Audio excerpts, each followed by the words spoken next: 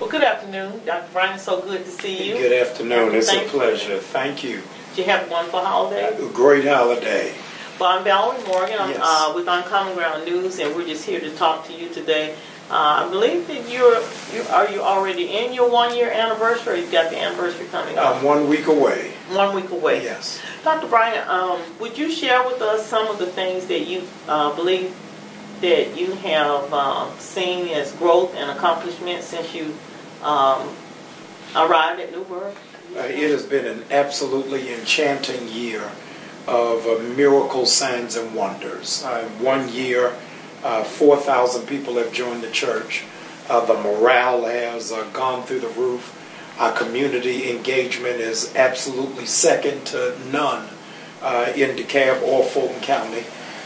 We're getting a slew of young adults and millennials who previously were part of nobody's church. And so we've got every indication that God is with us. Praise God. So when you got here, how many people did you have? What was the size of the congregation? Well, we had in worship on average about 1,200 in church. We now average about 5,000 in church on Sunday, and so we're steadily growing and believing 2020 is going to be a remarkable year for us. What are some of the milestones that the church has had under your leadership? Yeah, one is us helping to save Bennett College in Greensboro, North Carolina. Another would be giving away 5,000 pairs of back-to-school shoes. Oh, yes, I remember the lines for that. Absolutely. It was awesome.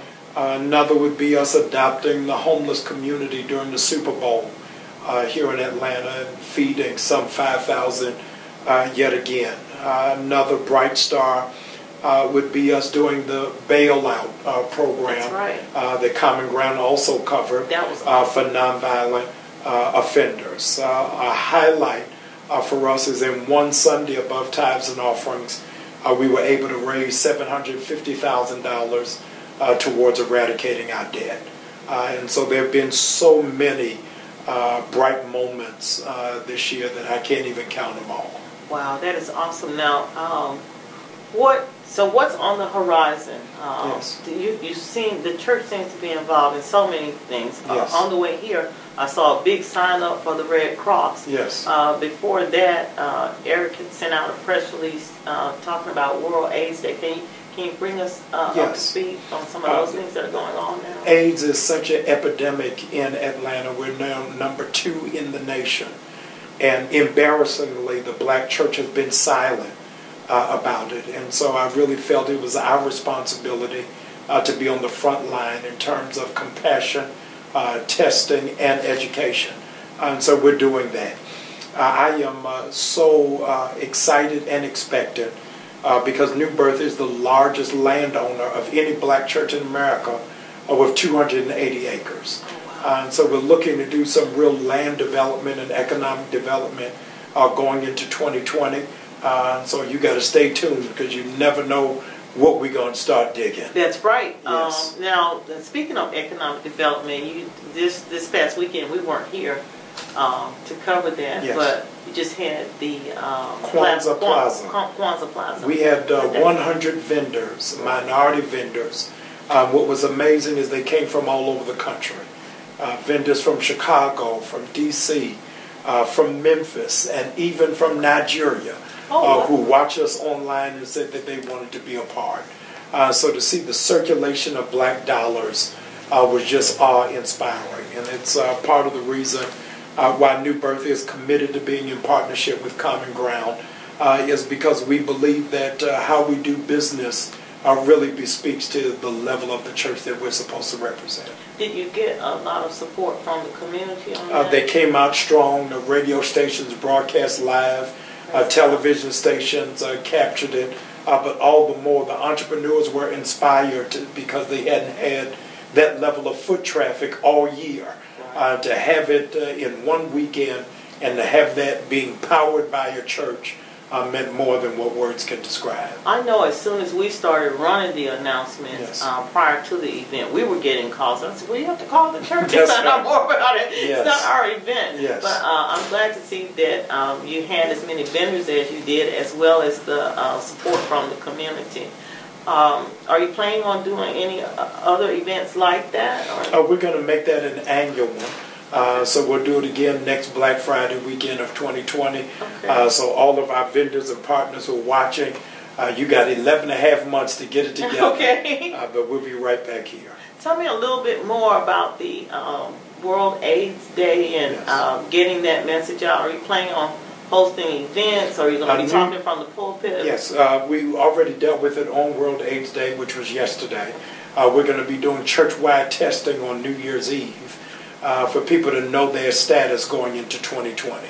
The Bible said that our people die from a lack of knowledge. When 1 out of 7 Atlantans don't know that they have it, that's something that we can turn around and cure and change if we would just enlighten, equip, and empower. Absolutely. Now, you just brought up New Year's Eve. What other things are planned for? Is there a watch night service? Yes, New Year's Eve we're having 2 services. One at 12 noon for our seniors who don't want to drive, for those with young children that don't want to stay out late, and for those who already got midnight plans. So that'll happen at 12 noon. And then the traditional watch night service at 10 p.m. Winner of Sunday's Best, Leandria Johnson, is going to be our guest psalmist. So it's going to be an amazing day. Praise God. Now, are you preaching that night? Or I better. Okay. Absolutely. I'll be preaching both the noon and 10 p.m. What message will you have for us going into 2020? Yeah, is that to raise our level of expectation. God is a God who always outdoes himself. So whatever he did for us in 19, he's got to do more than that going into 2020. Even in biblical writ, it says he'll do exceedingly abundantly beyond what we can think, dream, hope, or imagine. I believe that for the church, and I believe for the community. Love that. That's awesome. I want to just talk to you about some other things that have happened here with under your leadership and just your being here. It seems that the church, as soon as you got here, replugged, refocused into just a lot of dynamics, needs of the community. Yes.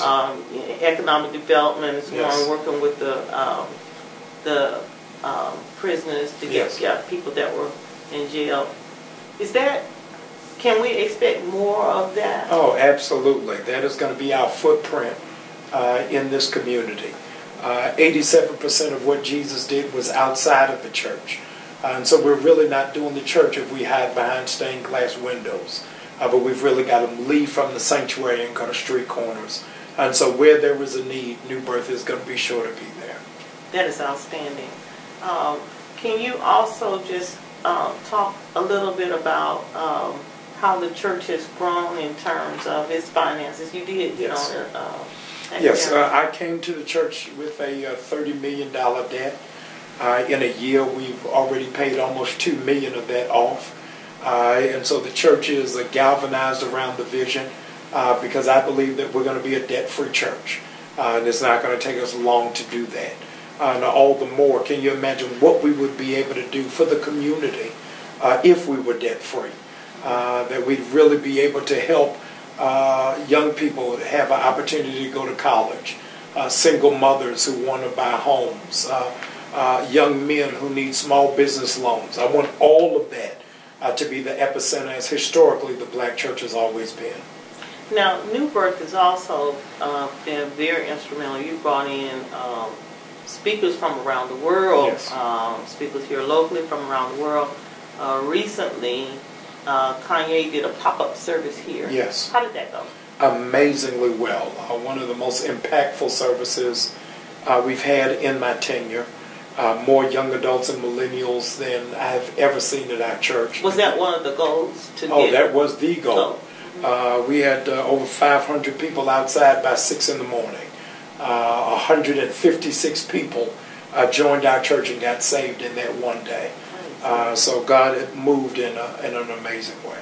Is that one of the ways you believe to reach millennials, to keep them engaged? Do you have a different approach when you think about the church and the dynamics of worship? Yeah, well, one of the things that we're doing in 2020 is bringing in a millennial pastor whose sole and singular focus is helping us not just to recruit young adults, but to really grow them and invest in them. And that'll be their full-time job. And so, do you know who it is yet? No. In the first quarter of 2020, we'll be introducing that person. Now, when Kanye was here, yes. He gave some money.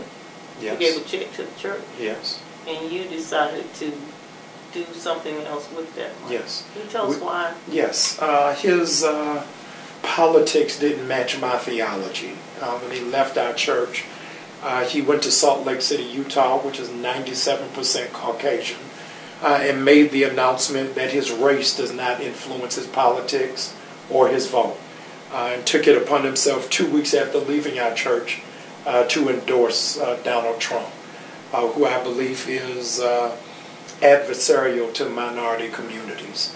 And so I did not want our message to be tainted to a generation in this community that has, quite frankly, given up on organized faith. And so I redirected it to Morris Brown, which is historic HBCU here in Atlanta and for the state of Georgia. But more significantly, is a school where his mother was a professor of African American studies. For Kanye's mother? Yes. Okay. Yes, I thought it was appropriate that we would send it that way so that we could curb what's called the miseducation of the Negro. Was he cool with that? I don't know. I didn't ask permission. Did you hear flack from that after? Oh, yeah. That many wanted to know why it is that we accepted him into our sanctuary when he had already previously stood with Trump. And my answer patently was that was prior to his, quote, conversion experience. So I had hoped that he knew a Jesus of liberation and not one of colonization. And much to my dismay, he represented a Western white Christianity that is not reflective to the pains of the people who buy his records and have supported his career. But he did draw people here. Yes. Because I remember getting a notice about it almost, it seemed like hours before he actually came, but yes. people were already lined up. How did it get out so quickly, do you think? I don't know, because we were told not to advertise it or promote it. But you know, there are no secrets in the black community. But yeah, it got out that day. Switch gears just a little bit, if you don't yes. mind. You did some type of re-grand opening over Arizona's. Yes. Can you tell us about that and your involvement? Yeah, so an opportunity came to me to become a partner in Arizona's restaurant adjacent to Stonecrest Mall. And for the past couple of months, I've been talking about creating generational wealth. And I saw it as an opportunity to model to my congregation and the community how to do that, because the churches at large usually only talk about generational curses, or we only talk about, in our community, the transfer of wealth after somebody dies. And so I wanted to exhibit to my church how to put your children in business and how to show them that you can't inherit a job, but you can inherit a business.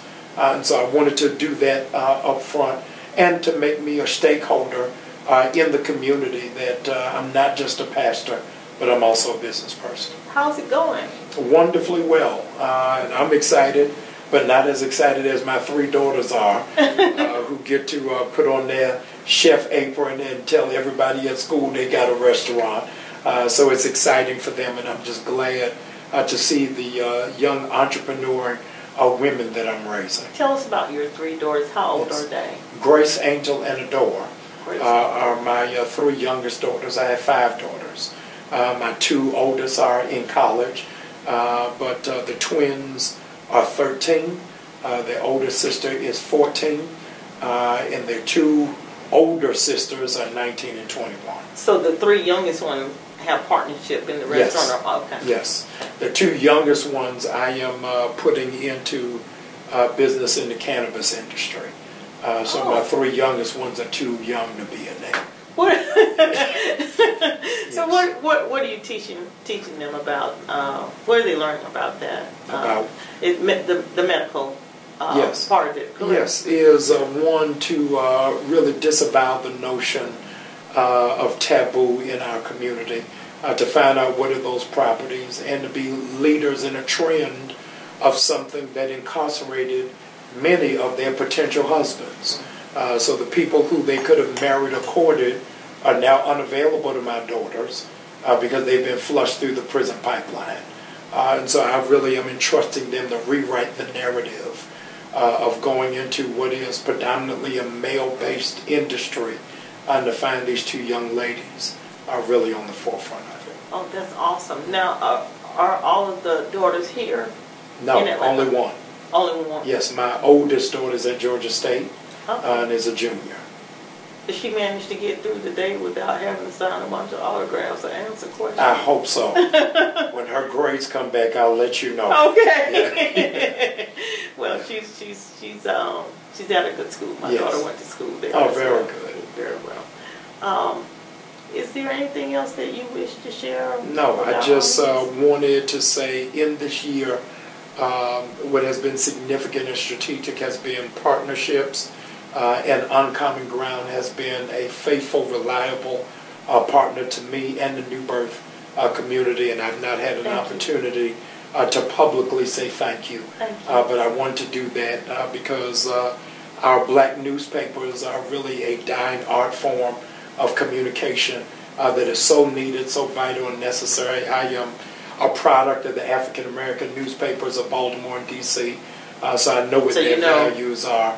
And so when I got here to Atlanta, to run into you all was a breath of fresh air and a sigh of relief. And I wanted to say thank you and look forward to years of continued partnership. Thank you so much, Dr. Thank Bryant. you.